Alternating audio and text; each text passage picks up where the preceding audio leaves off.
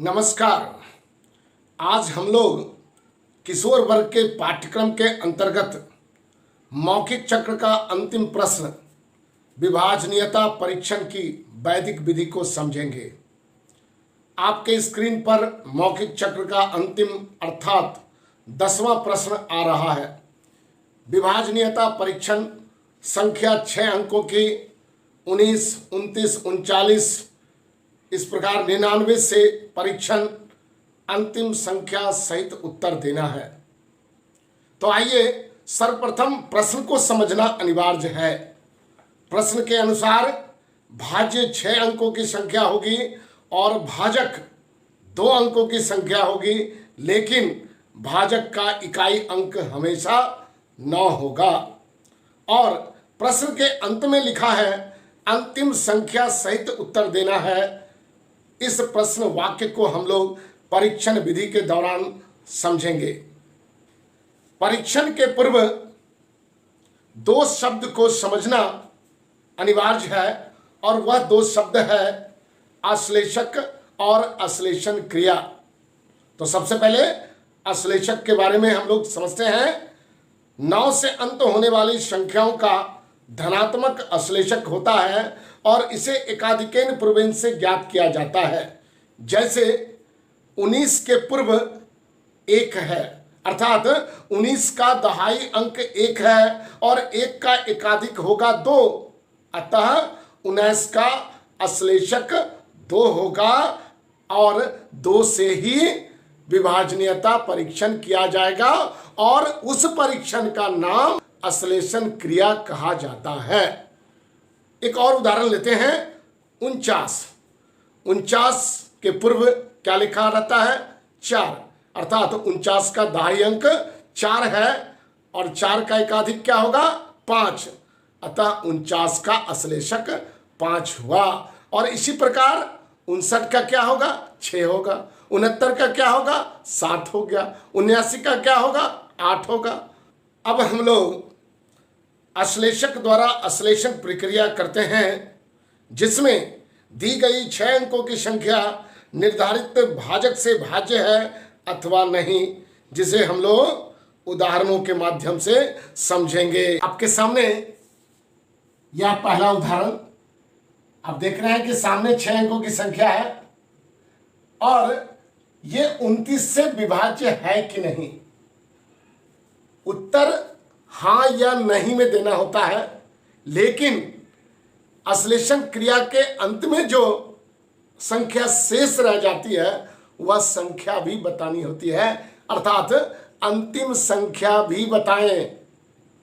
तो आइए हम 29 से इसका विभाजनीयता परीक्षण करते हैं, ये 6 अंकों की संख्या का।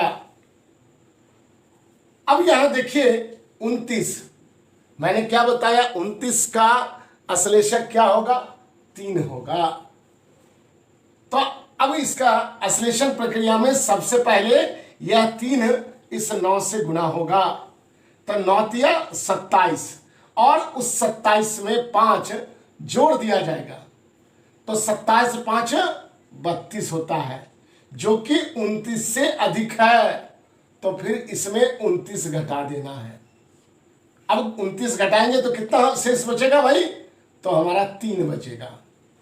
अब यह 3 का अश्लेषण होगा, तो 3 का 3 से गुना करना, तो 3 तिया 9 और 9 6 15। 29 से छोटा है इसलिए इसमें 29 नहीं घटेगा। अब 3 और 15 का गुना करेंगे तो 15 तिया 45 और 45 8 53। आप देख रहे हैं कि 53 29 से बड़ा है, 29 घटाएंगे तो घटेगा, तो कितना होगा भाई? 13 में से 9 4 और 2 24। अब इसके बाद फिर 3 को 24 से गुना करना, तो 24 तिया 72 और 3 75। अब इसमें 29 का मल्टीपल 58 घटेगा। यहां पर ध्यान रखना है कि 29 या 29 का मल्टीपल हम घटा सकते हैं तब तक घटाएंगे जब तक कि यह 29 से छोटा नहीं हो जाए। कहने का अर्थ ये हुआ, तो 75 में 8 घटेगा तो 15 में 8 7 और यहां 1 17। अब आइए 17 को 3 से गुना करना, 17 51 और 51 7 क्या होता है 58। इसमें 29 घटाना, क्या बचा 29। यानी अंत में अगर भाजक ही बचता है शेष के रूप में तो इसका अर्थ है यह 6 अंकों की संख्या 29 से विभाजित है। या अर्थात हम लोग उत्तर क्या कहेंगे, हाँ 29। बात समझ में आ गई। उत्तर क्या होगा, सिर्फ हाँ या ना। तो यहां विभाज्य है तो हाँ, और अंतिम संख्या क्या है तो 29। एक बार फिर से आप समझ लीजिए।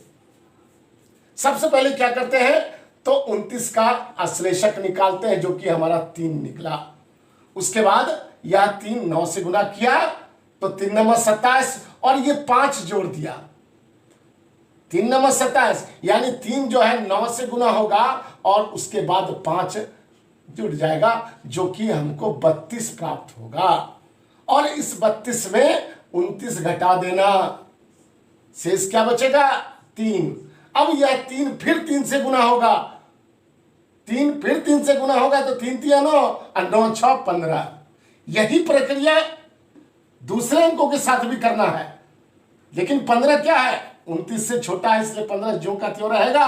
अब 3 15 से गुना होगा तो 3 गुना 15 45 और 45 8 53 जो कि फिर 29 से बड़ा है तो 29 को यहां घटा देना। यहां भी 29 घटाए थे, यहां भी 29 घटाना है।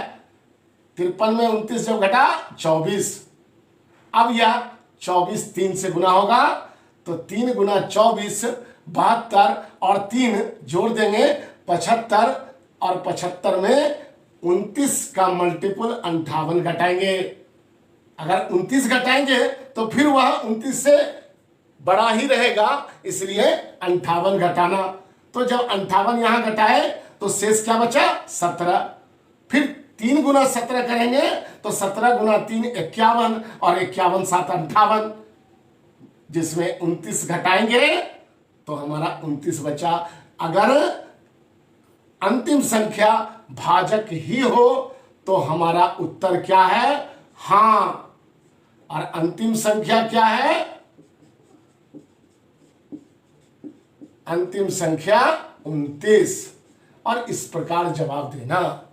अब हम लोग दूसरे उदाहरण के माध्यम से एक बार फिर अभ्यास करेंगे और समझने का प्रयास करेंगे।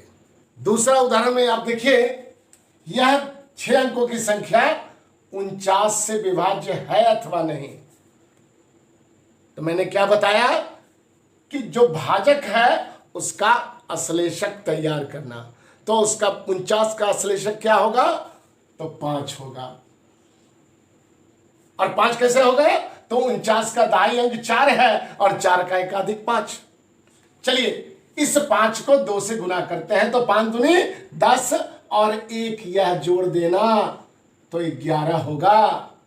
49 से छोटा है इसलिए कोई अश्लेषण क्रिया नहीं होना है। अब ये 5 11 से गुना होगा तो 11 5 55, आज 55 4 59, 49 से बड़ा हो गया, 49 घटेगा तो 10 बचा। अब 5 दाही 50, अब 50 3 53, फिर 49 से बड़ा हो गया तो फिर 49 घटा देंगे, कोई बात नहीं। 4 49 53 में 49 घटा 4 आया। अब 4 5 से गुना होगा इस अश्लेषक से, 5 चौके 20 और 20 4 24, कोई 49 नहीं घटेगा, 24 छोटा है। अब 5 गुना 24, 24 पंचे 120 और 2 122, जिसमें 49 का मल्टीपल 98 घटाएंगे तो देखिए 12 में से 8 घटेगा 4 और 11 में 9 घटेगा 2, अंतिम संख्या क्या है 24। भाजक नहीं आया तो उत्तर क्या होगा नहीं, अर्थात ये जो 6 अंकों की संख्या है ये 49 से विभाज्य नहीं है। और अंतिम संख्या ये भी लिखना पड़ता है, बोलना पड़ता है मौखिक चक्र में, 24। एक बार फिर से समझ लीजिए, ये जो भाजक है 49, उसका श्लेषक 5 होगा। 5 2 से गुना होगा तो 5 दूनी 10 और उसमें 1 जोड़ना 11। फिर 5 11 से गुना होगा तो 11 5 55 4 59। और इस प्रक्रिया में ये 59 49 से बड़ा हो गया तो उसमें 49 घटा देना। और 49 घटाने के बाद क्या प्राप्त होता है? 10। अब ये 10 5 से गुना होगा तो 10 5 50 और 50 3 53। फिर 53 49 से बड़ा, 49 घटा देंगे, क्या बचा? 4 बचा। अब 4 5 से गुना होगा तो 5 चौके 20, अब 20 4 24। 49 नहीं घटेगा क्योंकि 24 छोटा है। अब 24 5 से गुना होगा तो 24 पंचे 120 2 122, जिसमें 49 का मल्टीपल 98 घटाएंगे और हमारा शेष क्या बचेगा? 24। अब ध्यान रखना है कि यह 24 भाजक नहीं आया, तो इसका अर्थ है दी गई संख्या जो है वह 49 से विभाजित नहीं है। और हम कहेंगे नहीं। निश्चित तौर पर आप यह सूत्र अच्छी प्रकार से समझ लिए हैं। मुझे विश्वास है कि किशोर वर्ग के पाठ्यक्रम के अंतर्गत जितने भी वैदिक सूत्र हैं आपको प्राप्त हो चुका है। आप सभी सूत्रों का अभ्यास करें। हालांकि अभी आप प्रतियोगिता की तैयारी में लगे हुए हैं, लेकिन प्रतियोगिता ही नहीं, इन सारे वैदिक सूत्रों को आप जीवन में अपनाएं, सामान्य गणित के साथ इसका व्यवहार करें। इसके लिए बहुत बहुत शुभकामना।